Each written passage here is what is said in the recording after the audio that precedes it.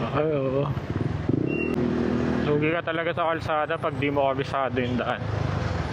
Ayun, pipila ka dun. Layo nun.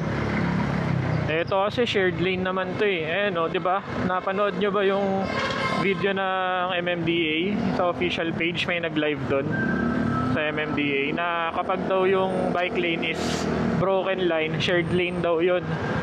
So hindi lang daw motor ang pwedeng dumaan dun, pwede rin daw dumaan ng kotse. Yun yung sabi niya. So ibig sabihin, ayan, parang ganyan, kalahati ng kotse nasa loob ng shared lane. Ayun siguro yung ibig niya sabihin. Ayun, so kapag daw ang bike lane ay broken line, shared lane daw yon. Yan, pero ang bike lane, hindi yan parking ha. Nasa harap pa man din ng simbahan. Okay. Ginawa ba naman parking eh. Yun.